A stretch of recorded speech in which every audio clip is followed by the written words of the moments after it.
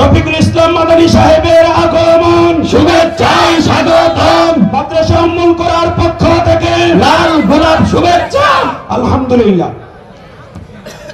আল্লাহ পাকের মেহেরবানি যে আল্লাহ আজকের এই মাহফিলকে এত সুন্দর করে আপনাদের উপস্থিতিতে আল্লাহ তাআলা সুন্দর করে দিয়েছেন।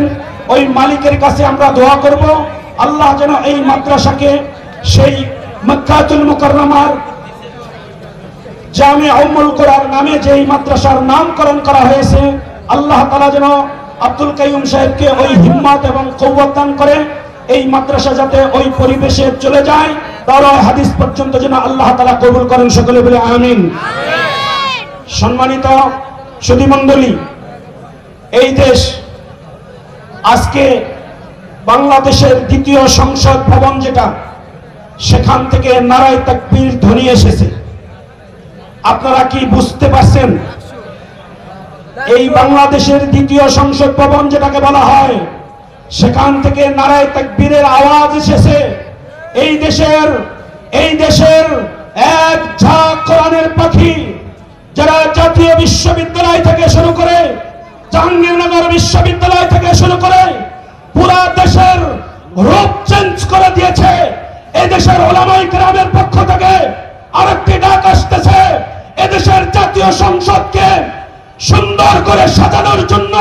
সেই ডাকের সাথে কে কে সাড়া দেওয়ার জন্য একমত আছেন? এখানে আজকের এই মজলিস থেকে আমরা তাদের প্রতিশ্রুতি গ্রহণ করতে চাই, কে কে রাজি আছি? আল্লাহু আকবার করে হাত তুলে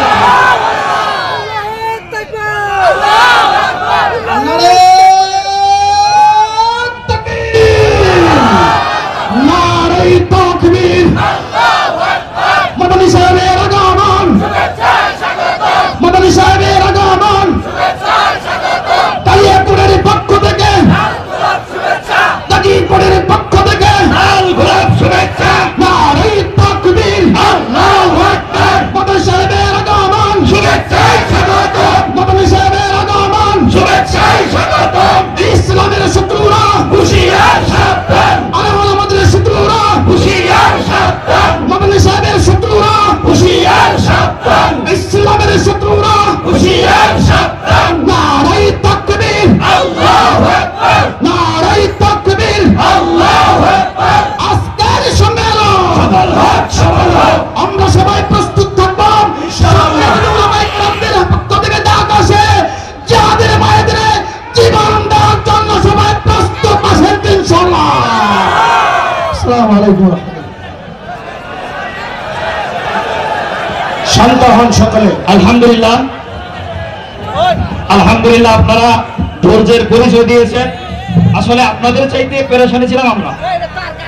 আপনারা যতটুকু কষ্ট করেছেন তার চাইতে পেরেশানি, ধৈর্য আমাদের ধরতে হয়েছে। তো আলহামদুলিল্লাহ, এই পর্যায়ে কুরআন ও হাদিস থেকে আলোচনা নিয়ে আসলেন কারা নির্যাতিত মুসলিম আলেমে দ্বীন, বাতিলের আতঙ্ক, হাফেজ কারি মাওলানা রফিকুল ইসলাম মাদানী নেত্রকোনা হযরতকে ওনার গুরুত্বপূর্ণ তাকরীর পেশ করার জন্য সবিনয় অনুরোধ জ্ঞাপন করছি।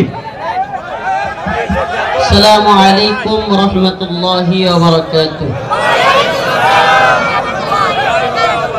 إن الحمد لله نحمده ونستعينه ونستغفره ونؤمن به ونتوكل عليه ونعوذ بالله من شرور أنفسنا ومن سيئات أعمالنا.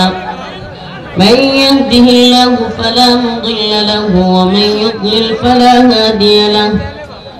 ونشهد أن لا إله إلا الله وحده لا شريك له. أما بعد فقد قال الله تبارك وتعالى في كلامه المجيد وفرقانه الحميد. أعوذ بالله من الشيطان الرجيم. بسم الله الرحمن الرحيم. إنا فتحنا لك فتحا مبينا ليغفر لك الله ما تقدم من ذنبك بك وما تأخر ويتم نعمته عليك ليغفر لك الله ما تقدم من ذنبك وما تأخر ويتم نعمته عليك ويهديك صراطا مستقيما وينصرك الله نصرا عزيزا صدق الله مولانا العظيم وصدق رسوله النبي الكريم ونحن على ذلك من الشاهدين والشاكرين والحمد لله رب العالمين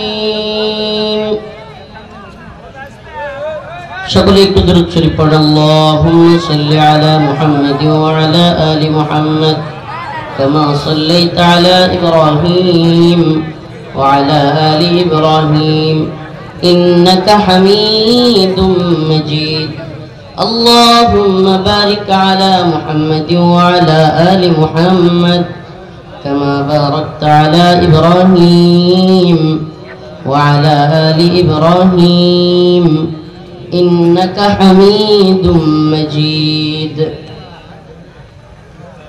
مدرسة أم القرى এর উদ্যোগে কালিয়াকৈর পৌরসভা গাজীপুরের আজকের এই তাফসীরুল কোরআন মাহফিলের সম্মানিত উলামায়ে কেরাম, মুরব্বিয়ানে আযম, প্রিয় যুবক ভাইরা, স্নেহের ছোট ভাইরা, আল্লাহ রাব্বুল আলামিনের দরবারে লাখো কোটি শুকরিয়া যে মহান রব্বুল আলামিন আপনাকে আমাকে কোরআন সুন্নাহ থেকে কিছু কথা বলবার এবং শুনবার তৌফিক দান করেছেন। সেজন্য সকলে অন্তরের অন্তঃস্থল থেকে কালিমাতুশ শুকুর আদায় করে স্বতঃস্ফূর্ত আওয়াজ করে বলে আলহামদুলিল্লাহ। আজকে আমি আপনাদের সামনে সূরাতুল ফাতহ থেকে 3 খানা আয়াত তিলাওয়াত করেছি। আল্লাহ রাব্বুল আলামিন মুসলমানদেরকে বিজয় দান করেছেন। আল্লাহ রাসূল সাল্লাল্লাহু আলাইহি ওয়াসাল্লামকে সুস্পষ্ট বিজয়ের ইঙ্গিত দিয়েছেন এবং মুসলিমরা বিজয়ী হবে, কিভাবে হবে সেই পথ দেখিয়েছেন। সেই আলোকেই কিছু কথা বলবার চেষ্টা করব। শুরুতেই বলিনি কেন এই আলোচনা।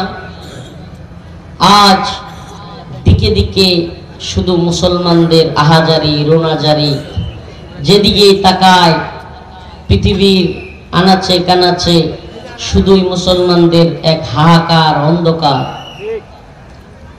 ফিলিস্তিনের দিকে তাকালেই গাজার মুসলিমদের গগন বিদারী চিৎকার আমরা শুনতে পাই। আফগানের দিকে তাকালেও মুসলিমদের আর্তনাদ শুনতে পাই। কাশ্মীরের দিকে তাকালেও মুসলিমদের আর্তনাদ শুনতে পাই।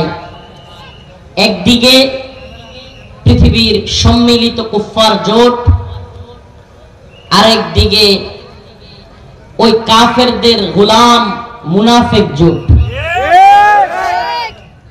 একদিকে মুসলিমদের বিরুদ্ধে এক বিরাট কুফফার জোট, যে জোটের নেতৃত্বে রয়েছে সাপের মাথা আমেরিকা। সমস্ত কুফরি জোটের নেতৃত্বে আছে সাপের মাথা আমেরিকা। সমস্ত মুসলিমদের মূল সমস্যাকারী এবং ইসলাম এবং মুসলমানদেরকে ধ্বংসকারী প্রথম এবং প্রধানতম শত্রুর নাম হলো আমেরিকা। এই জিনিসটা যদিও আমাদের দেশের কিংবা তথাকথিত গণতান্ত্রিক রাজনৈতিক দলের লিডাররা বা দলের লোকেরা বুঝবে না। এরা মনে করে আমেরিকা মনে হয় তাদের বন্ধু। পৃথিবীর ইতিহাসে আমেরিকা যেই পরিমাণে মুসলিমদের রক্ত জড়াইছে, এমনকি আপনি যে ইসরায়েলকে দেখতেছেন ফিলিস্তিনে মুসলিমদের রক্ত জড়াচ্ছে, সেখানেও সবচাইতে বড় দায়ী হইল আমেরিকা। কারণ ইসরায়েলকে অস্ত্র দিয়ে, টাকা দিয়ে, সহায়তা দিয়ে, জাতিসংঘের মানে সবকিছু দিয়ে, জাতিসংঘ থেকে তাদেরকে শেল্টার দিয়ে, সবকিছু দিয়ে ফিলিস্তিনে আক্রমণ করবার জন্য ইসরায়েল নামক একটা সন্ত্রাসী বাহিনী তৈরি করছে এই আমেরিকা।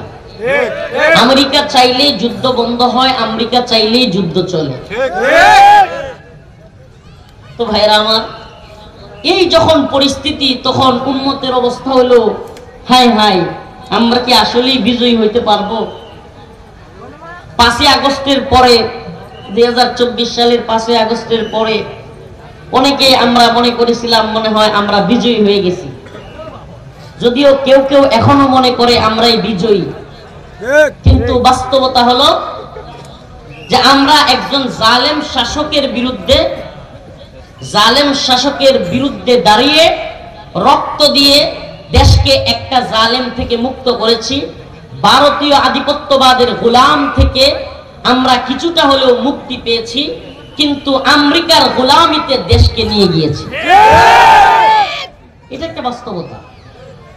তো আমরা এই গোলামির শৃঙ্খলে আবদ্ধ থেকে আমরা এক প্রকার, যারা কিনা জাতীয় আন্তর্জাতিক বিভিন্ন বিষয় নিয়ে চিন্তা করে, যাদের মাথাও নাই টেনশনও নাই, তাদের সমস্যা নাই। যারা চিন্তাও করে না, যাদের চিন্তার গণ্ডিটা নিজের বউ বা পরিবার থেকে বাহির হয় না, এদের অনেকটা এরকম যে এদের মাথাও নাই টেনশনও নাই। কিন্তু যারা জাতীয় আন্তর্জাতিক ভাবে উম্মাহকে নিয়ে উম্মা কেন্দ্রিক চিন্তা করে, উম্মা কনসেপ্টে ভাবে, তারা বুঝতে পারে যে মুসলমানদের এই যে এক অক্টোপাসের জাল, যেই জাল মনে করেছিলাম 2000 জীবন দিয়ে আমরা ছিন্ন করে ফেলেছি, এই জাল মনে হয় উড়াইয়া দিছি, কিন্তু হাকিকত হলো না, এক জাল থেকে অন্য জালেই আমরা আসছি, এর বাহিরে কিছুই হয় নাই। এজন্য আমি তো একটা কথা 5 আগস্টের পর থেকে বারবার বলবার চেষ্টা করতেছি, জানি না এই কথাটা আমি সবার কানে কানে পৌঁছাইতে পারবো কিনা, যে আমাদের মনিব চেঞ্জ হয়েছে, নাউজুবিল্লাহ, আমাদের না, এই দেশের বা এই দেশের যারা লিডিং পার্সন রাজনীতি করে এদের প্রভু চেঞ্জ হয়েছে, কিন্তু গোলামগুলো একই আছে। এই কথাটা আমি বারবার বলবার চেষ্টা করি যে প্রভু কি হয়েছে, চেঞ্জ হয়েছে, এদের প্রভু আছে। এই জেনারেল হইতে পারে, সেনাবাহিনীর জেনারেল, কিন্তু এই বদমাশ সেনাবাহিনীর জেনারেল হয়েও আল্লাহর গোলামি না করে ভারতের গোলামি করে। তাইলে প্রভু চেঞ্জ হয়েছে। কিছু জেনারেলরা প্রভু বানাইছে ভারতরে, কিছু বানাইছে আমেরিকারে। তাইলে প্রভু চেঞ্জ হয়েছে, কিন্তু গোলামগুলো একই। আমরা যদি জেলেও থাকি তবুও গোলামি করি কার? আর এরা জেনারেল, সেনাবাহিনীর বিশাল বড় বাহিনীর প্রধান হইয়া জেনারেল হইয়াও গোলামি করে কার? ভারতের, আমেরিকার। আর আল্লাহ পাক আজকে এদেরকে শাস্তির ব্যবস্থা করতেছেন। প্রত্যেককে আল্লাহ পাক প্রত্যেককে ধরবেন এক এক করে, জালেমদের কাউকে। ফালা তাহসাবান্নাল্লাহা গাফিলান আম্মা ইয়ামালুজ জালিমুন। আল্লাহ বলেন যে জালেমদেরকে অবশ্যই জেনে রাখতে হবে যে আমি আল্লাহ জালেমদের ব্যাপারে গাফিল না। আল্লাহ পাক জালেমদের ব্যাপারে কি না? গাফিল না। তো আমি যেই কারণে কথাগুলো আজকে বলতেছি, উম্মাহ হতাশ যে 5 আগস্টের পরে এত এত মানুষ জীবন দিল, শহীদ হইল। যদিও আল্লাহ মাফ করুক, এদের নিয়ে আর কথা বলার ইচ্ছাই হারাই ফেলছে। এটা যদি আওয়ামী লীগের জন্য ভালোই হয়েছে, তাদের নিয়ে কথা বলার ইচ্ছা নাই, এটা একটা ভালোই হয়েছে। কারণ কি জানেন, এদেরকে আপনি যতই বলেন, আমি দেখছি যে এরা কানেও শুনে না, চোখেও দেখে না, কিচ্ছু না। মানে এরা অনেকটা ওই যে আল্লাহ কোরআনে বলছে খাতামাল্লাহু আলা কুলুবিহিম, আমার মনে হয় এই আওয়ামী লীগ ওই শ্রেণী। মানে এই জন্য এদেরকে নিয়ে কথা বলে আসলে তেমন একটা মানে বলতে ইচ্ছা হয় না। মানে এই যে গুম, খুন, নির্যাতন, নিপীড়ন সবকিছু প্রমাণিত সত্য, আমরা দেখেছি, আমরা নিজেরা ভিকটিম, কসমকে বলছি, তবুও এদের যেন কোনো মানে এদের কানও নাই, চোখও নাই। মানে এরা ওই যে খাতামাল্লাহু আলা কুলুবিহিম ওয়া আলা সামঈহিম ওয়া আলা আবসারিহিম গিশাওয়া, মানে এদের আল্লাহ পাক অন্তরের মধ্যে সিলমোহর মারছে, কানের মধ্যে মোহর মারছে, চোখের মধ্যে পর্দা ফেলাই দিছে। আল্লাহ বলছে এরা দেখেও দেখবে না, শুনেও শুনবে না, আর এদের অন্তরে বোঝার মতো ক্ষমতাই নেই। এরা ওই শ্রেণী। তো বলতেছিলাম যে এত জুলুম, এত নির্যাতন, এতগুলো মানুষ জীবন দেয়া, এত কিছুর পরে আমরা ভাবছিলাম হয়তো দেশটা সুন্দর হবে, ঠিক ঠিক না? আমরা ভাবছিলাম হয়তো আর কেউ গোলামি করতে পারবে না, হয়তো ভাবছিলাম আমাদের দেশের মতামত, আমাদের দেশের সিদ্ধান্ত আমাদের দেশের মানুষ নিতে পারবে।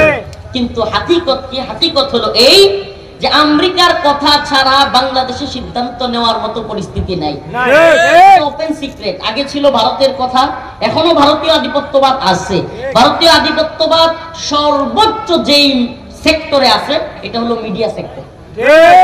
এখনো ভারতীয়দের রয়ের কথা ছাড়া এখনো যারা কোনো কাজ করে না এটা হলো বাংলাদেশের মিডিয়া।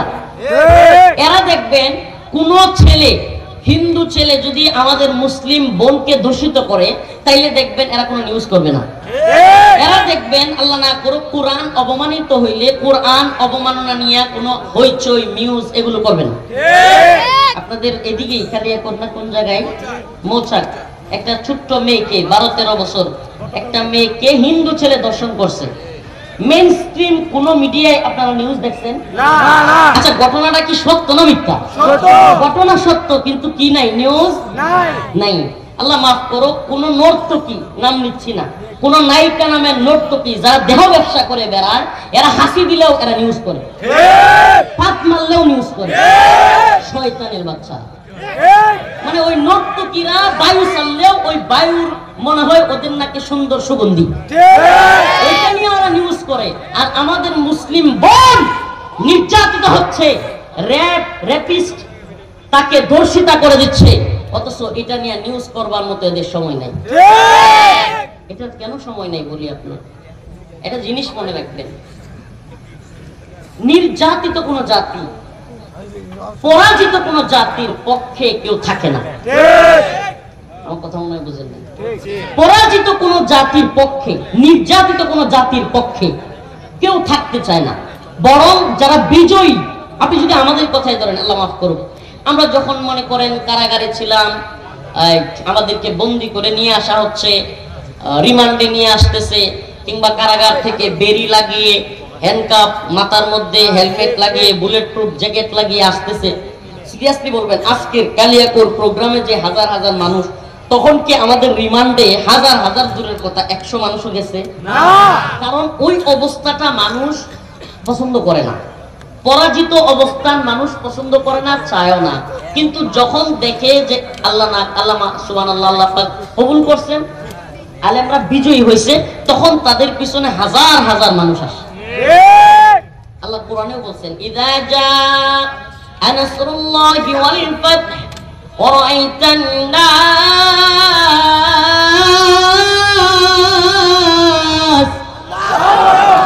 ইয়াদখুলুনা ফি দীনিল্লাহি আফওয়াজা। আল্লাহ রাব্বুল আলামিন বলেন, ইযা জাআ নাসরুল্লাহি ওয়াল ফাতহ, যখন দেখবে আল্লাহর পক্ষ থেকে সাহায্য এবং বিজয় চলে এসেছে, ওয়ারাইতান নাস ইয়াদখুলুনা ফি দীনিল্লাহ, তোমরা তখন দেখবে মানুষ দ্বীনের মধ্যে দলে দলে, ইয়াদখুলুনা ফি দীনিল্লাহ, প্রবেশ করতেছে দ্বীনের মধ্যে, আফওয়াজা, দলে দলে। নাসরুম মিনাল্লাহ, আল্লাহর পক্ষ থেকে যখন সাহায্য ওয়াল ফাতহ এবং বিজয় চলে আসবে, ইয়াদখুলুনা ফি দীনিল্লাহ, মানুষ দ্বীনে প্রবেশ করবে, আফওয়াজা, দলে দলে, দলে দলে প্রবেশ করবে। সুবহানাল্লাহ ওয়া বিহামদিহি। এই জন্য বিজয় এবং আল্লাহর পক্ষ থেকে সাহায্য নিয়ে আজকের আলোচনা। আবারও বলছি, এই প্রেক্ষাপট, এতক্ষণের আলোচনার মূল ফোকাস যে আমরা মনে করেছিলাম আমরা বিজয়ী, কিন্তু কিছু সময় যেতেই আমরা দেখি না, আমরা বিজয়ী না, আমরা মাত্র যুদ্ধের প্রাথমিক স্টেজ বা একটা ধাপ পেরিয়েছি।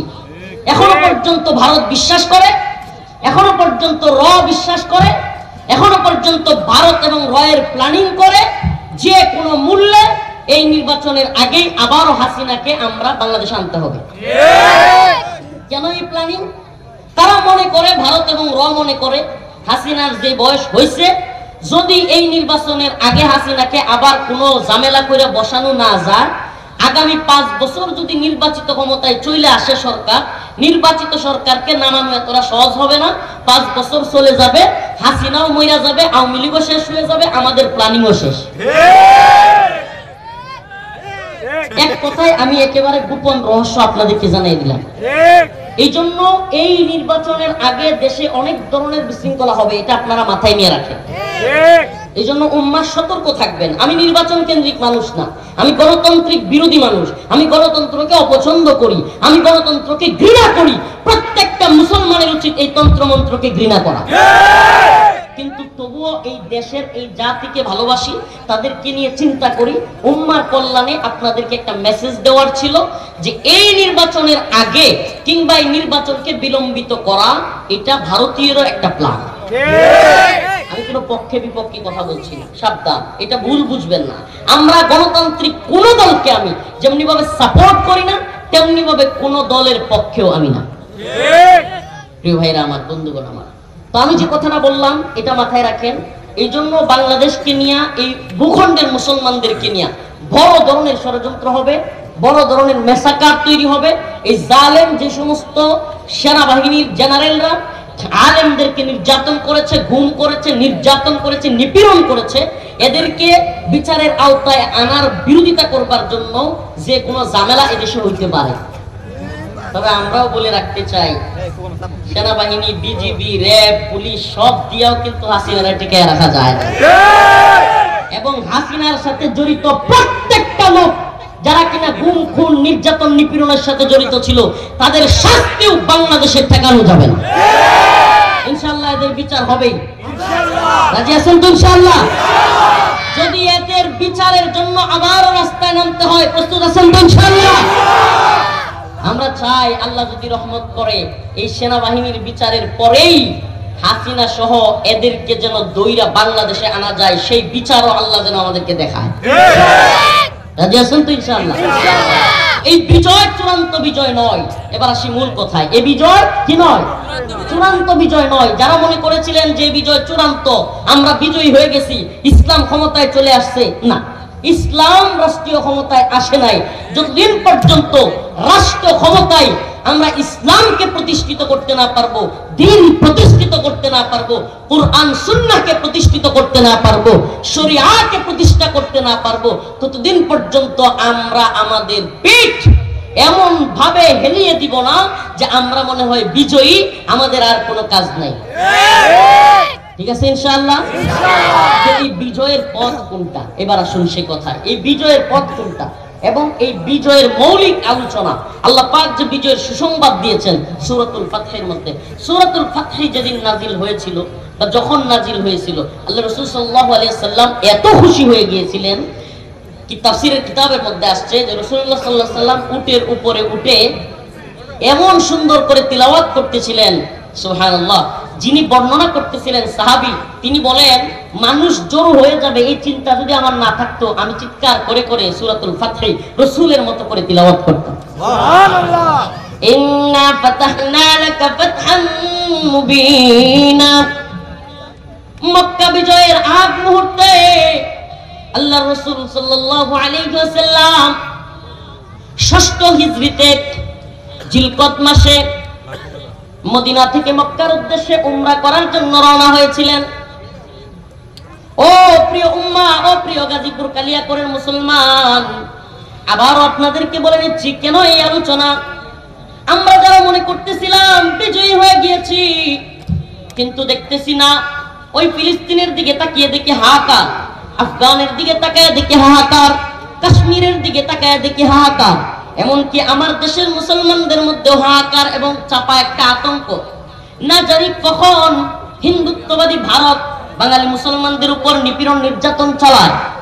এই যখন পরিস্থিতি, এই যখন হতাশা, এই মুসলিমদেরকে আশান্বিত করবার জন্য আল্লাহর রাসূলের পক্ষ থেকে, কোরআনের পক্ষ থেকে, স্বয়ং রব্বে কাবার পক্ষ থেকে আমরা এই উম্মার দায়ী হিসেবে এই উম্মাকে, উম্মার জাগরণের শক্তি, বিজয়ের সুসংবাদ আপনাদের কানে কানে পৌঁছে দেওয়ার জন্য, আপনাদের কর্ণকুহরে ওই আওয়াজ পৌঁছে দেওয়ার জন্য আমাদের আজকের আলোচনা, আজকের প্রয়াস। কি সেটা? ও উম্মাহ, তোমাদেরকে জানায়া দেই, আল্লাহ রাব্বুল আলামিন বলেছেন, লা তাহজান ইন্নাল্লাহা মা'ানা। আল্লাহ মাফ করো, ব্যক্তিগতভাবে কোনো বিষয় জানানোর জন্য নয়, কিন্তু এই কথাগুলো তোমাদের অন্তরে আশার সঞ্চার তৈরি করবে। প্রিয় ভাইরা আমার, প্রিয় বাবারা, আপনাদের অন্তরে আমার এই ঘটনা কিছুটা হলেও যদি হতাশা থেকে নিজেদের মধ্যে একটা বিজয়ের আশা তৈরি করতে পারে, সেজন্য বলা। আমি যখন গাজীপুরের কারাগারে ছিলাম, গাজীপুরের জেলখানায় 2 দিন ছিলাম মাত্র। গাজীপুর আমাকে 2টাই প্রথমে রাখা হয়। একদিন রাতে, 2 দিনের মধ্যে একদিন রাতে হঠাৎ করে স্বপ্ন দেখলাম। ওয়াল্লাহি, আল্লাহর কসম করে বলি, একটুও বাড়ায় বলবার চেষ্টা করতেছি না। স্বপ্ন দেখলাম যখন সমস্ত হতাশা আমার মাথার ভিতরে, আমার মার কাছ থেকে ধরে নিয়ে আসছে, আমার পরনে একটা লুঙ্গি আর একটা ছোট্ট একটা ফতুয়া, আর কিছুই নাই। এই গাজীপুরের কারাগারে কুরআন পড়তে চেয়েছিলাম, কসম করে বলি কুরআন পড়তে পর্যন্ত দেয়া হয় নাই। একটা কুরআন ঢুকাইতে দেয়া হয় নাই, কিতাব ঢুকাইতে দেয়া হয় নাই। এমন মুহূর্তে আল্লাহ ছাড়া যখন কেউ নাই, আল্লাহর কাছে কান্নাকাটি করে শুয়ে গেলাম। হঠাৎ করে রাত্রে স্বপ্নে দেখি আমি কাশ্মীরি কারাগারে বন্দী। আমি বাংলাদেশে নাই, আমি কোথায়? কাশ্মীরি কারাগারে বন্দী। স্বপ্ন বলতেছি, স্বপ্ন, আবার বলছি স্বপ্ন। ভাই, আল্লাহ তাআলা স্বপ্ন দেখান, এটা সত্য না মিথ্যা? সত্য। নাস্তিকেও স্বপ্ন দেখে, আস্তিকেও দেখে। স্বপ্নের মাধ্যমেই একটা মানুষ বুঝতে পারে তার কোনো মালিক আছে। স্বপ্নে খাওয়া যায়, স্বপ্নে কাউকে স্পর্শ করা যায়, সেই স্পর্শের কারণে আবার এমন হয় গোসল করা লাগে। তার মানে বোঝা যায় সুবহানাল্লাহ, স্বপ্নের মধ্যে যদি এক দেশ থেকে অল্প সময়ের মধ্যে আরেক দেশে চলে যাইতে পারে, আল্লাহ যে বলছে জান্নাত আছে, সেই বিষয়টাও তখন কল্পনায় আসে। আসে না? না সুবহানাল্লাহ। স্বপ্ন দেখলাম কাশ্মীরে কারাগারে বন্দী।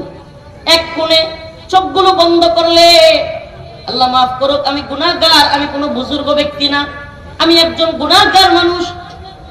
কিন্তু ওই মাজলুম অবস্থায় চিৎকার করে যখন কান্নাকাটি করতাম জেলখানার ছোট্ট একটা বন্দি রুমে, রাতের বেলায় স্বপ্ন দেখলাম আল্লাহ পাকের পক্ষ থেকেই কিনা, আল্লাহ পাক ভালো জানেন, কাশ্মীরি বন্দি, একটা ছোট্ট একটা রুম। ওই রুমের কোণা থেকে, একবারে একটা কোণার রুম, ওখান থেকে একজন সুন্দরী বোন, কাশ্মীরি এক সুন্দরী বোন, সে বন্দি। সে আমাকে চিৎকার করে ওখান থেকে বলতেছে, আখি লা তাহজান ইন্নাল্লাহা মা'ানা।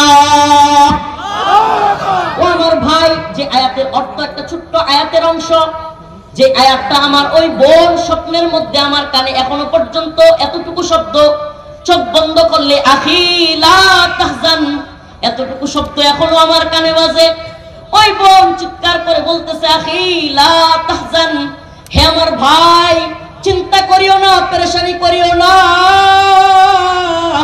ইন্নাল্লাহা মা'ানা, আল্লাহ আমাদের সাথে আছেন। আখি লা তাহজান ইন্নাল্লাহা মা'ানা, হে আমার ভাই, টেনশন পেরেশান করিও না, আল্লাহ আমাদের সাথে আছে। ওয়াল্লাহি, আল্লাহকে সাক্ষী রেখে বলি, ওই স্বপ্নের পর থেকে অন্তরের অবস্থা পুরো চেঞ্জ হয়ে গেছে। এমন চেঞ্জ হয়েছে, আপনারা হয়তো আমার কারাগারের কিংবা আমাকে কোর্টে নিয়ে যাচ্ছে ওই ভিডিওগুলো দেখেছেন। আমি হাসাহাসি করতাম, আঙ্গুল দেখাইতাম, খুব রিল্যাক্সে থাকতাম। আলহামদুলিল্লাহ, আলহামদুলিল্লাহ, আপনারা দেখেছেন সেগুলো, একেবারে স্বাভাবিক ছিলাম। আল্লাহর পক্ষ থেকে আমাদেরকে জানানো হচ্ছে, হে প্রিয় ভাইরা, হে আমার বন্ধুগণ, চারদিকে যখন দুর্যোগের গোনা কাটা, রাত্র যখন গভীর হয়, রাত্র যত বেশি গভীর হয়, সূর্য উদিত হওয়ার সময় কিন্তু তত কাছে থাকে। অতএব মেঘ দেখে করোনা ভয়, আড়ালে তার সূর্য। সুবহানাল্লাহ। আমরা সব দিকে যখন অন্ধকার দেখি, যখন দেখি ওই আমেরিকার কথায় পাকিস্তানের সেনাবাহিনী, যেই বদমাশ বন্ডগুলো, যে পাকিস্তানি সেনাবাহিনী ৭১-এ বাঙালি মুসলমানদের উপর নির্যাতন করেছে, নিপীড়ন করেছে, সেই পাকিস্তানি ভণ্ড জেনারেলরা আবারও আফগানের মুসলমানদের উপর ঝাঁপিয়ে পড়তেছে। এই মুনাফিকগুলো যখন দেখি মুসলমানদের উপর আমেরিকার কথায় আক্রমণ করতেছে, যখন দেখি ইসরায়েলি হানাদার বাহিনী আমেরিকার কথায় ফিলিস্তিনি মুসলমানদের উপর আক্রমণ করতেছে, যখন দেখি ফ্রান্সের কুত্তার দলেরা আমেরিকার কথায় মালি সোমালিয়াতে আক্রমণ করতেছে মুসলমানদের উপর, তখন আমরা অনেকেই হতাশ হয়ে যাই। কিন্তু আমি মোল্লা ওমর রহিমাহুল্লাহর সেই ঐতিহাসিক বাণী আপনাদেরকে শোনাইতে চাই। মোল্লা ওমর রহিমাহুল্লাহকে অনেক উলামায়ে কেরাম গিয়া বুঝাইতেছিল। মোল্লা, উসামা বিন লাদেনের নাম শুনছেন আপনারা? শুনছেন? যারে পুরা পৃথিবীতে এই আমেরিকা, এই শয়তান, এই সাপের মাথা, এরা পুরা পৃথিবীর সামনে ওসামা রাহিমাহুল্লাহর মতো বুজুর্গ ব্যক্তিকে, নিরেট একজন বুজুর্গ ব্যক্তিকে পৃথিবীর সামনে সন্ত্রাসী বানায় রাখছে। অথচ লক্ষ লক্ষ ফিলিস্তিনি শিশুকে, লক্ষ লক্ষ আফগান শিশুকে, লক্ষ লক্ষ সিরিয়ার শিশুকে, লক্ষ লক্ষ লিবিয়ার শিশুকে, লক্ষ লক্ষ ইরাকের শিশুকে হত্যাকারী আমেরিকা গোটা পৃথিবীতে মানবতাবাদী হিসেবে প্রতিষ্ঠা পেয়েছে। হায়রে বন্ডামি, হায়রে বন্ডামি। আফগানে, ইরাকে, লিবিয়ায়, সিরিয়ায়, ফিলিস্তিনে সব জায়গায় লক্ষ লক্ষ মুসলমান শিশুদেরকে হত্যা করেও আমেরিকা কি মানবতাবাদী? আমেরিকা কি মানবতাবাদী? আর ফিলিস্তিনের মুসলমানদের পক্ষে, আফগানের মুসলমানদের পক্ষে লড়াই করবার কারণে মোল্লা ওমর রহিমাহুল্লাহ কিংবা ওসামা রহিমাহুল্লাহ তারা হয়ে গেছে কি জঙ্গি সন্ত্রাস।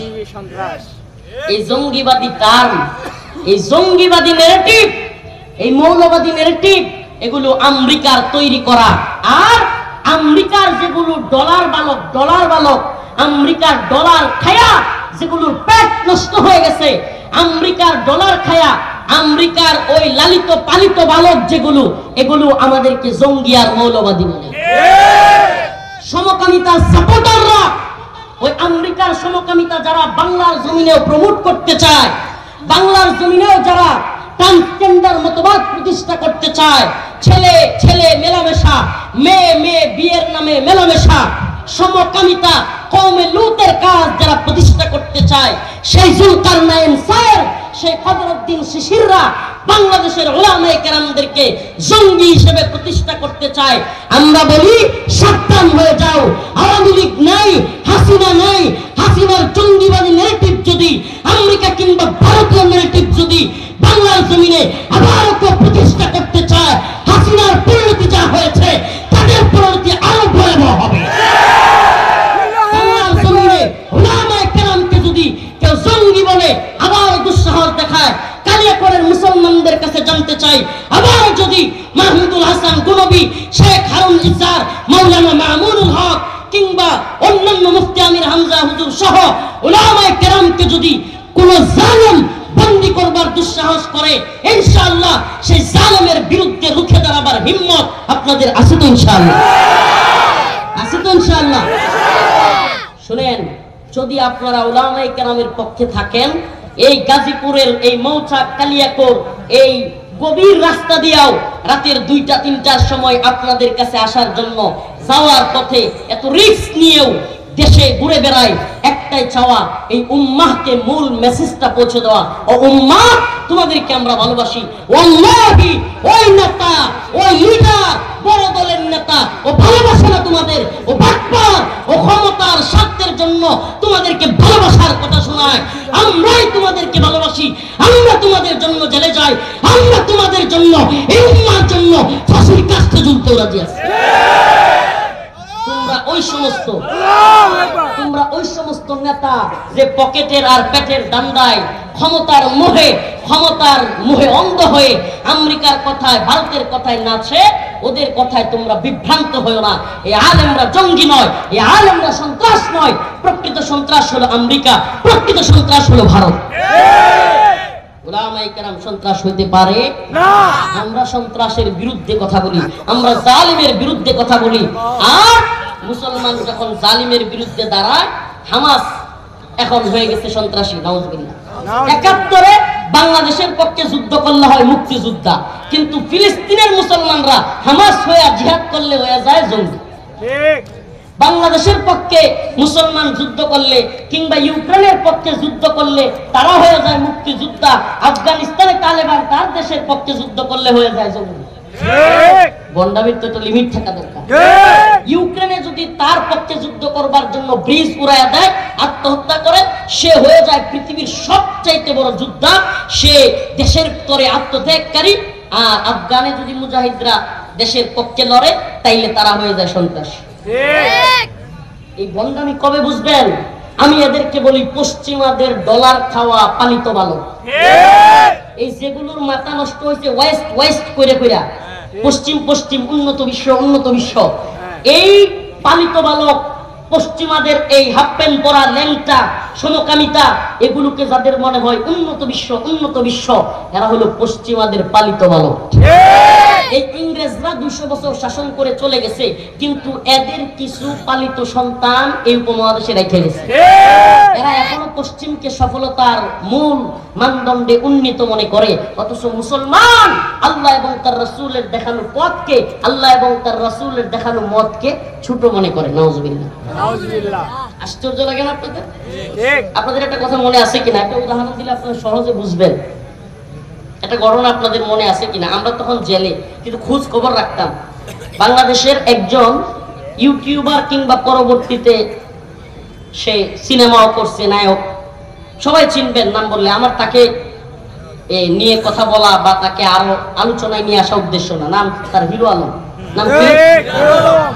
হাসবেন না, আমি যে কারণে বলতেছি ওই কারণটা মনে রাখবেন। সে রবীন্দ্রনাথের একটা সঙ্গীত গাইছিল।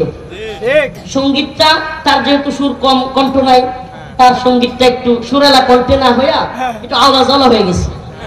তো রবীন্দ্রনাথের সঙ্গীত কেন আওলা জাওলা কণ্ঠে গাইলো? এই জন্য বাংলাদেশের রবীন্দ্রনাথের যেগুলো গোলাম, রবীন্দ্রনাথের বান্দা, রবীন্দ্রনাথের উম্মত, রবীন্দ্রনাথের উম্মতের নেংটিতে, পাছার মধ্যে, লেঞ্জার মধ্যে আগুন লেগে গেছে।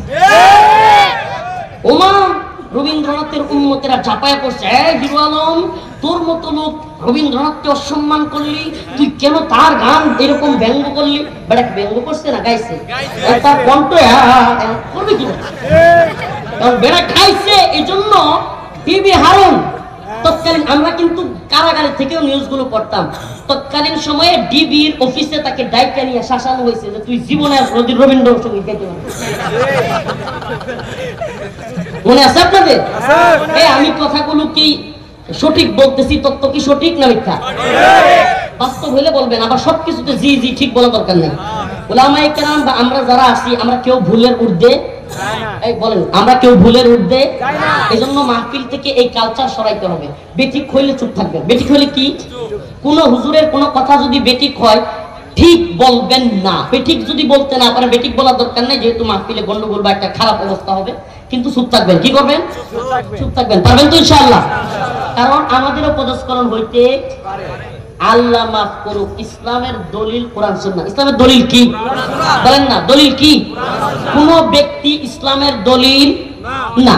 আগামীকালকে আল্লাহ না করুক আমি রফিকুল ইসলাম মাদানির পদস্খলন হইতে পারে, আমি যে কোনো খারাপ কাজ করতে পারি, গুনাহের কাজ করতে পারি, উম্মতকে খারাপ কাজের দিকে ডাকতে পারি, তাই বলে আমি কি কোরআনের দলিল হয়ে যাব? কোনো ব্যক্তি না, কোনো ব্যক্তি না, কারণ নাম নিতে যাচ্ছি না। যে কোনো আলেম যে কোনো সময় পদস্খলন করতে পারে, করতে পারে কিনা? যে কোনো আলেম যে কোনো সময় আল্লাহ না করুক কোনো খারাপ কাজে জড়াই যেতে পারে। যে কোনো আলেম, যে কোনো শাইখুল হাদিস, যে কোনো বক্তা, যে কোনো মুফতি, যে কোনো বড় দলের আমির, বড় দলের পীর, যে কোনো মুহূর্তে, দুনিয়া দারুল মাফতুন, ফিতনার জায়গা। দুনিয়া কি? ফিতনার জায়গা। ফিতনার জায়গা। দুনিয়াতে কোনো জীবিত ব্যক্তি কারো অনুসরণীয় হইতে পারে না। ঠিক মনে রাখবেন, আমরণ অনুসরণীয় কোনো জীবিত ব্যক্তি হইতে পারে না, যে আমি তাকে আমরণ অনুসরণ করেই যাব, এরকম কোন জীবিত ব্যক্তি হইতে পারে না। অনুসরণীয় ব্যক্তিত্ব হবে যারা দুনিয়া থেকে চলে গেছে। কেন? কারণ যারা চলে গেছে তাদের আর ভুল করবার সুযোগ নাই। সুবহানাল্লাহ, ভুল করবার সুযোগ নাই। আমাদের সবচেয়ে বড় অনুসরণীয় ব্যক্তি হলেন মুহাম্মাদুর রাসূল সাল্লাল্লাহু আলাইহি ওয়াসাল্লাম, যার জীবনে কোনোদিন ভুল নাই। আল্লাহর পক্ষ থেকে তার সিনাকে চাক করা হয়েছে। তো যে কথা বলতেছিলাম, আমরা কেউ ইসলামের দলিল না, আমরা যে কেউ ভুল করতে পারি। তো আমি যে কথা বলতেছিলাম, রবীন্দ্রনাথের সঙ্গীত গাওয়ার কারণে, রবীন্দ্রনাথের সঙ্গীত গাওয়ার কারণে শাসানো হইল, শাস্তি দেওয়া হইল কাকে? আমার প্রশ্ন, রবীন্দ্রনাথের সঙ্গীতের চাইতে কোরআন সম্মানিত কম হয়ে গেল না?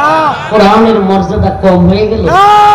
এই রবীন্দ্রনাথের বান্দাগুলো, এই রবীন্দ্রনাথের পালিত সন্তানগুলো, এই সেকুলার এলিট সুশীলরা, এই শয়তানগুলো যখন কোরআনকে অবমাননা করা হয়, আমরা যখন দাবি আদায় রাস্তায় নামি, যখন রসুলকে ব্যঙ্গ করা হয়, আমরা যখন দাবি আদায় রাস্তায় নামি, আমরা যখন তার শাস্তি চাই, আমরা যখন তাকে অ্যাটাক করতে চাই, তখন এরাই চিৎকার করে বলে হুজুররা মৌলবাদী, হুজুররা বেশি বুঝে।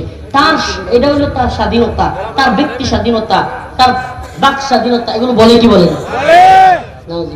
তো তোদের রবীন্দ্রনাথ, তোরা যারে প্রভু মানিস, তোরা যারে ভক্তি শ্রদ্ধা করিস, তার গানটা একবেলা গাইলো, তোরা সহ্য করতে পারলি না।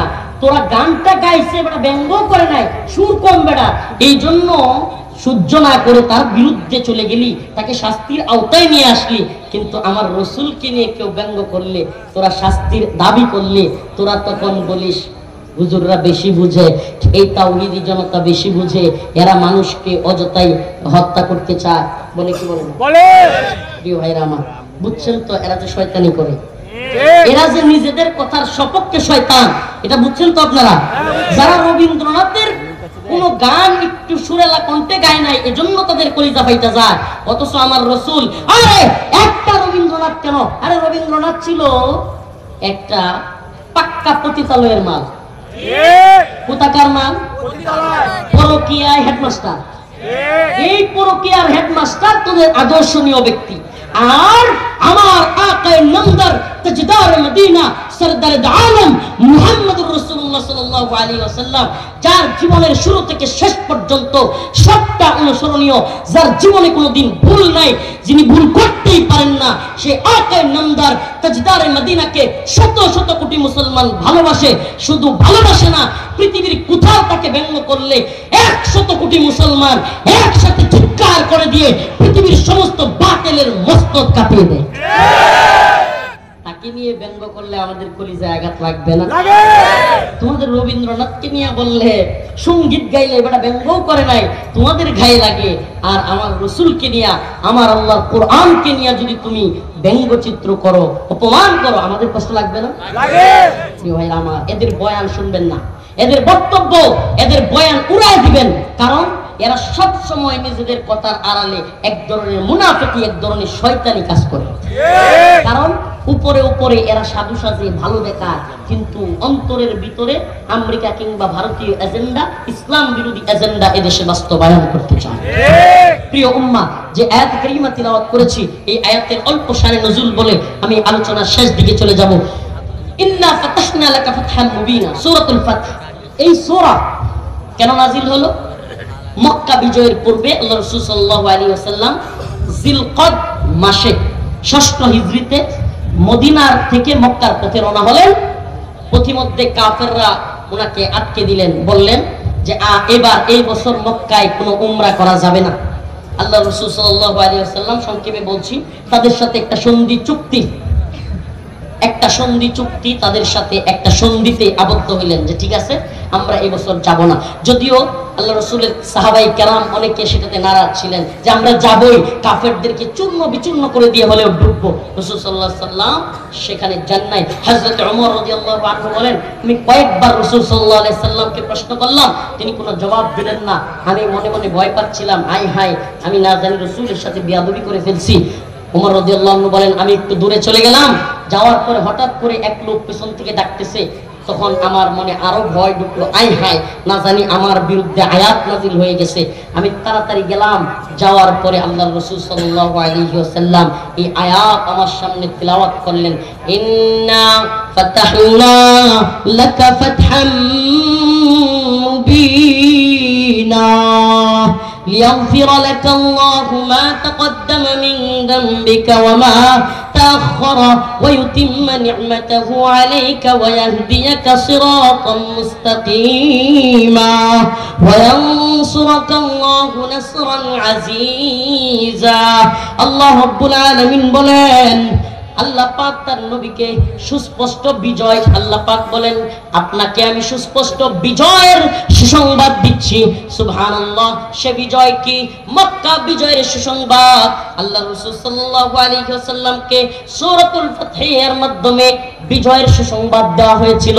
আমিও আপনাদেরকে বলি, যদি আমি আল্লাহ এবং তার রাসূলের পথে, কোনো আব্রাহাম লিঙ্কনের পথে নয়, জর্জ রুশোর পথে নয়, আল্লাহর রাসূলের পথে চলতে পারি, অবশ্যই অবশ্যই বিজয় আমাদের কাছেও ধরা দিবে। বিজয় আমাদের কাছেও ধরা দিবে, কিন্তু কিভাবে? আব্রাহাম লিঙ্কনের পথে না, তন্ত্রমন্ত্রের পথে না।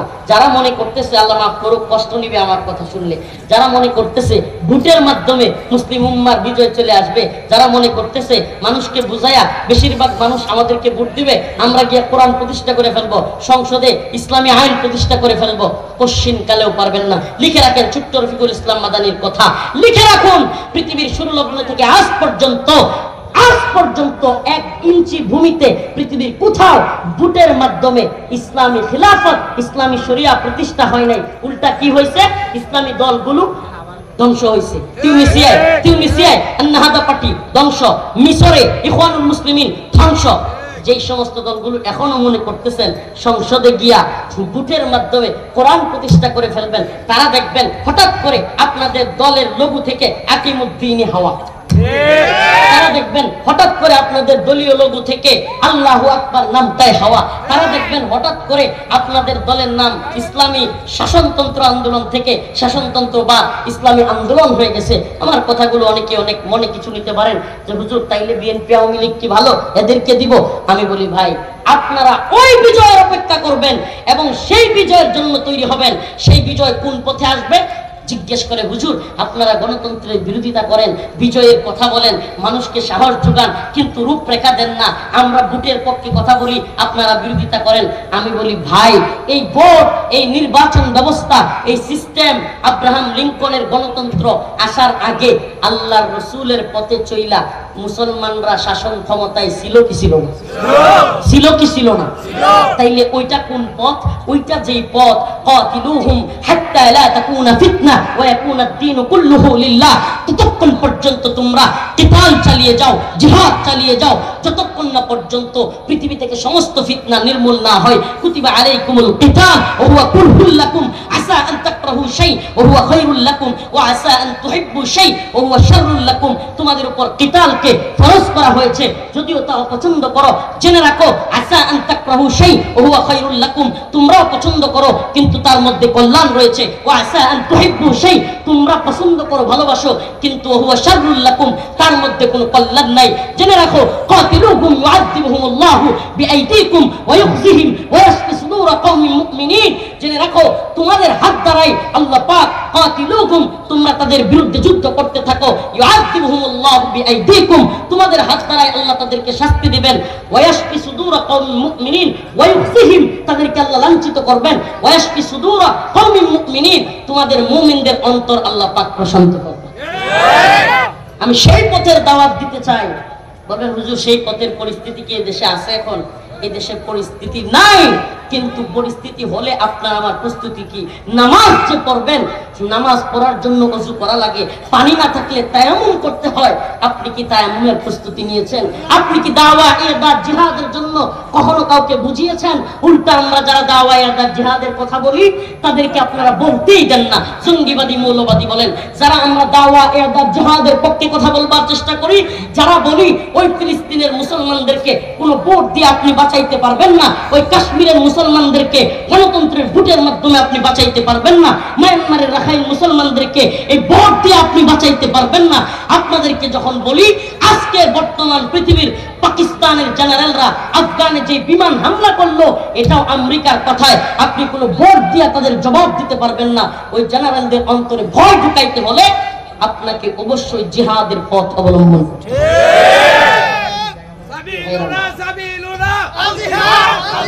প্রিয় ভাইরা আমার, প্রিয় ভাইরা আমার, আমাদের কথায় ভুল বুঝবেন না, আমাদের কথায় ভুল বুঝবেন না।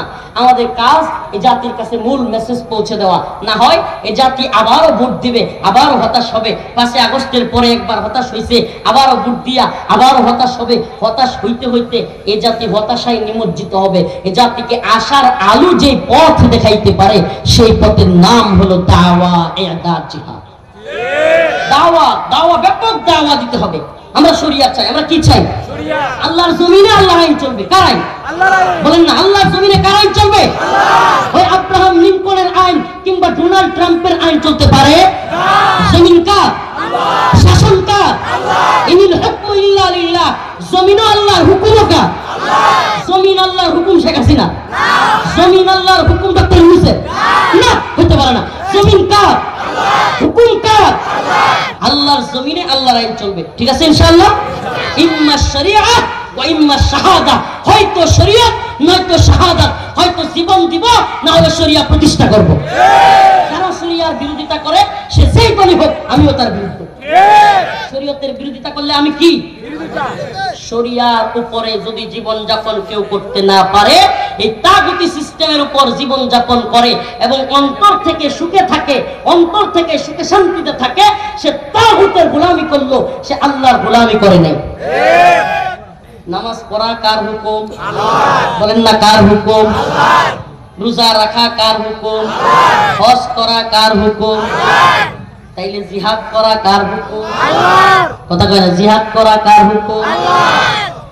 তেমনি ভাবে বালেক হওয়ার পরে বিয়ে শাদী করা কার হুকুম? মদ না খাওয়া কার হুকুম?